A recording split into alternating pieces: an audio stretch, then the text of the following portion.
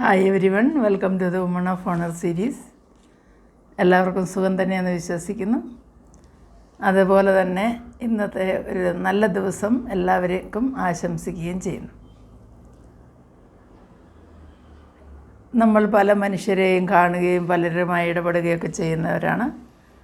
പലരെ പറ്റിയും പ്രസിദ്ധരായവരെ പറ്റി കേട്ടും വായിച്ചും അറിവുമൊക്കെ ഉണ്ട് നമുക്ക്. എന്നാൽ ചുരുക്കം ചില ആൾക്കാരെ പറ്റി നമ്മൾ അവർ ദൈവികമായിട്ടുള്ള ഒരു ബ്ലെസ്സിങ് ഉള്ളവരാണെന്നൊക്കെയും പറഞ്ഞു കേട്ടിട്ടുണ്ട്. ഇന്ന് നമ്മൾ അല്പമായിട്ട് ചിന്തിക്കാൻ പോകുന്നത് അതുപോലുള്ളൊരു വ്യക്തിയെക്കുറിച്ചാണ്. അതായത് ഉൽപ്പത്തി പുസ്തകം 41 അധ്യായം 38 വാക്യത്തിൽ നമ്മൾ ഒരു മിസ്രൈമിലെ, അതായത് ഈജിപ്തിലെ ഒരു ഫറവോ പറയുന്ന ഒരു സെൻറ്റൻസാണ് ഇവിടെ നമ്മൾ വായിക്കുന്നത്. ഫറവോൻ തൻ്റെ ഭൃത്യന്മാരോട്, ദൈവാത്മാവുള്ള ഈ മനുഷ്യനെ പോലെ ഒരുത്തനെ കണ്ടുകിട്ടുമോ എന്ന് പറഞ്ഞു. പിന്നെ ഫറവോൻ യോസഫിനോട്, ഇത് 39 വാക്യമാണ്, ദൈവം ഇതൊക്കെ നിനക്ക് വെളിപ്പെടുത്തി തന്നതുകൊണ്ട് നിന്നെപ്പോലെ വിവേകവും ജ്ഞാനവും ഉള്ളവൻ മറ്റൊരുത്തനും ഇല്ല എന്ന് പറഞ്ഞു. അപ്പോൾ നമുക്ക് ദൈവം വെളിപ്പെടുത്തി തരുമ്പോഴാണ് നമുക്ക് ജ്ഞാനവും വിവേകമൊക്കെ ലഭിക്കുന്നതെന്ന് മനസ്സിലാകുന്നു. ദൈവത്തിൻ്റെ ആത്മാവ് നമ്മുടെ ഉള്ളിൽ വസിക്കുമ്പോഴാണ് ദൈവത്തിൻ്റെ കൃപ നമുക്ക് ലഭിക്കുന്നത്. ഈ സംഭവത്തിൽ നമ്മൾ നോക്കുകയാണെങ്കിൽ ഇസ്രായേലിൻ്റെ മകനായ, അതായത് യാക്കോബിൻ്റെ മകനായ യോസേപ്പ് തൻ്റെ 17 വയസ്സിൽ തൻ്റെ സഹോദരങ്ങളാൽ അടിമയാക്കി ഈജിപ്തുകാർക്ക് വിൽക്കുകയും അവനങ്ങനെ അവരുടെ ഈജിപ്തിൽ ചെന്നുപെടുകയും അതിനുശേഷം പൊത്തിഫേർ എന്ന് പറയുന്ന വ്യക്തിയുടെ, അതായത് ഫറവോയുടെ അസിസ്റ്റൻ്റായിരുന്ന അദ്ദേഹത്തിൻ്റെ വീട്ടിൽ പണിയെടുക്കുകയൊക്കെ ചെയ്യുന്നതായിട്ട് നമ്മൾ വായിക്കുന്നവൻ അടിമയായിട്ട് വിറ്റപ്പെട്ട് ഏകദേശം 13 വർഷക്കാലം അവൻ അടിമയിലായിരുന്നു. ആ സമയത്ത് അവന് തെറ്റായ ആരോപണം അവൻ്റെ മേലുദ്ധരിക്കുകയും അങ്ങനെ 12 വർഷക്കാലം ജയിൽവാസം, അതായത് പ്രിസണിൽ താമസിക്കുന്നതായിട്ടൊക്കെ നമുക്ക് കാണുവാനായിട്ട് സാധിക്കും. ആ സ്റ്റോറിയിൽ ഫറവോയുടെ ഒരു സ്വപ്നം, ആ സ്വപ്നം 41 അധ്യായം 41 വാക്യം മുതൽ 46 വാക്യം വരെയാണ്. ആ സ്വപ്നത്തെക്കുറിച്ച് അതിനെ ഇൻ്റർപ്രറ്റ് ചെയ്തുകൊണ്ട് അത് വെളിപ്പെടുത്തി അതിൻ്റെ മീനിങ് പറഞ്ഞു കൊടുക്കുന്നതായ ഒരു യോസഫിനെയാണ് നമ്മളിവിടെ കാണുന്നത്.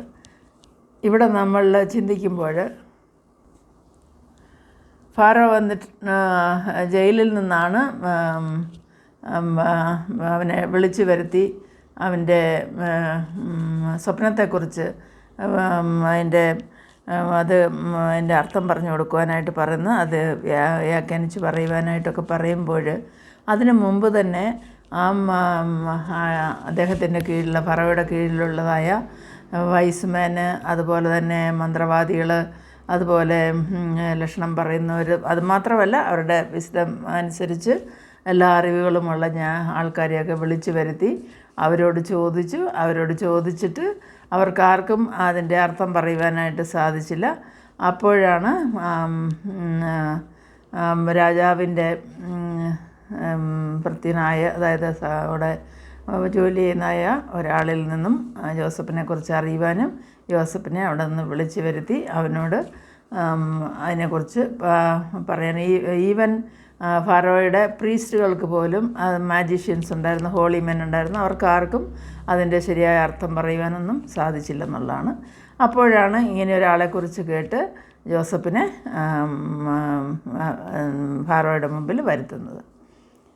ഫറോയുടെ സ്വപ്നത്തെക്കുറിച്ചും അതിൻ്റെ മീനിങ്ങിനെക്കുറിച്ചൊക്കെയും യോസഫ് പറഞ്ഞു കഴിഞ്ഞപ്പോൾ ഫാറോ വന്നിട്ട് ഇവനിൽ ദൈവത്തിൻ്റെ ആത്മാവുണ്ടെന്ന് ഗ്രഹിക്കുകയാണ് ചെയ്യുന്നത്.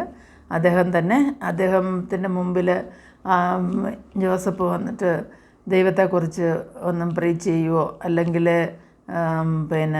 അവന് ഒരു പ്രാർത്ഥന നടത്തുവോ ഒന്നും ചെയ്തില്ല.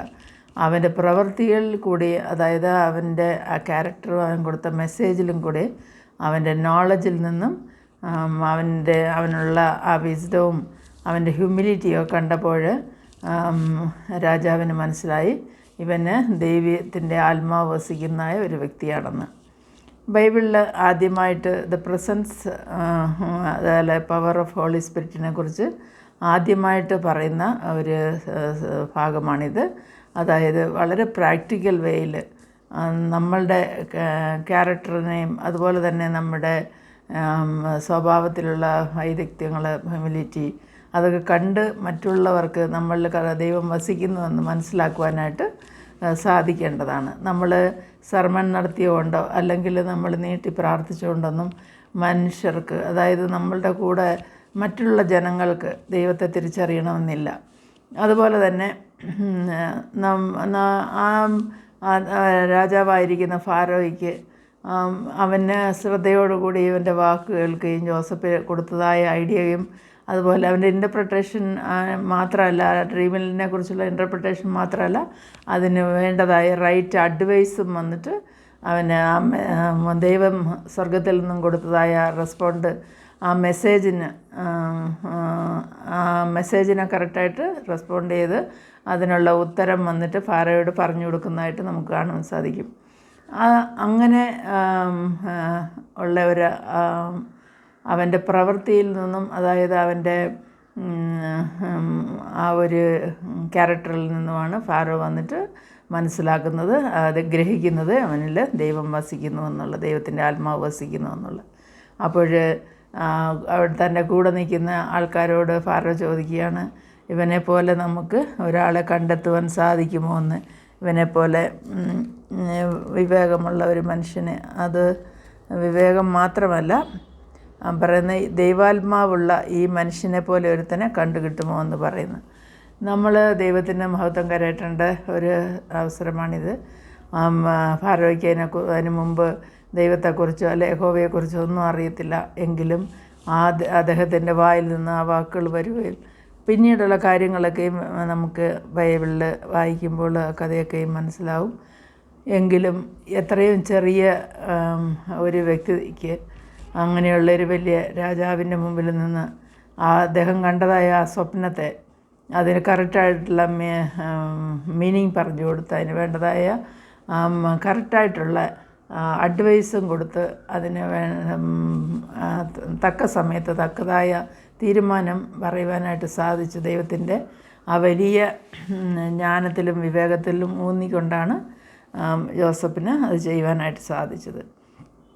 നമ്മൾ കാണുമ്പോൾ ആ ഭാഗം വായിക്കുമ്പോൾ ജോസഫ് 2 വർഷക്കാലം ജയിലിലായിരുന്നുവെന്ന്, പ്രിസണിലായിരുന്നുവെന്ന് നമുക്ക് കാണുവാനായിട്ട് സാധിക്കും. എന്നാൽ ചില ജൂയിഷ് റൈറ്റേഴ്സ് മെൻഷൻ ചെയ്യുന്നത് Joseph was prison for 12 years എന്നാണ്. അവൻ പത്തിഫാറിൻ്റെ വീട്ടിൽ 1 വർഷം മാത്രമേ ജോലി ചെയ്തുള്ളൂ. അതിനുശേഷം അവന് തെറ്റായ ആരോപണം അവൻ്റെ മേൽ വന്ന് അവൻ ജയിലിലാക്കപ്പെട്ടു എന്നാണ് ജൂയിഷ് റൈറ്റേഴ്സ് എഴുതിയിരിക്കുന്നത്. എന്ത് തന്നെ ആയാലും നമ്മളുടെ ജീവിതത്തിൽ ഇതിൽ നിന്ന് എന്ത് പ്രാക്ടിക്കലായിട്ട് നമ്മൾ കണ്ട് പഠിച്ച് നമ്മളുടെ ജീവിതത്തിൽ കൊണ്ടുവരണമെന്നുള്ളത് അത് ഓരോ വ്യക്തിത്വത്തെയും ഓരോ വ്യക്തികളെയും ഓരോ തീരുമാനങ്ങളായിരിക്കാം. അത് ഓരോരുത്തരെയും ആശ്രയിച്ചിരിക്കും എന്ത് തീരുമാനം എടുക്കണം എന്നുള്ളത്. എന്നാലും നമ്മൾ ദൈവത്തിൻ്റെ ആത്മാവ് നമ്മൾ വസിക്കുന്നുണ്ടോ എന്ന് ഒരിക്കൽ അതൊന്ന് ശ്രദ്ധാപൂർവം ചെക്ക് ചെയ്യുന്നത് നന്നായിരിക്കും. ഇപ്പോൾ യേശു ക്രിസ്തുവിൻ്റെ പുനരുദ്ധാരണത്തിന് ശേഷം, ഈസ്റ്ററിന് ശേഷം നമ്മൾ ആയിരിക്കുന്ന ഈ അവസരങ്ങളിൽ, കിട്ടുന്ന അവസരങ്ങൾ ദൈവസന്നിധിയിൽ നമ്മളെ തന്നെ താഴ്ത്തി സമർപ്പിച്ച് അവൻ്റെ ആത്മാവിന് നമ്മളിൽ വസിക്കുവാൻ തക്കവണ്ണം നമുക്ക് ഒരുങ്ങാം. അതിനായി ദൈവത്തിനോട് നമുക്ക് യാചിക്കാം, പ്രാർത്ഥിക്കാം. എല്ലാവർക്കും നല്ലൊരു ദിവസം നേർന്നുകൊണ്ട് വീണ്ടും എല്ലാവരെയും ദൈവസന്നിധിയിൽ സമർപ്പിക്കുകയും ചെയ്യുന്നു. എല്ലാവരുടെയും ആഗ്രഹങ്ങളും ദൈവം നിറവേറ്റി തരട്ടെ എന്നും പ്രാർത്ഥിക്കുന്നു. Bye to all. ഇഷ്ടമായാൽ ഈ വീഡിയോ ലൈക്ക് ചെയ്യണം മറക്കരുത്. ബൈ.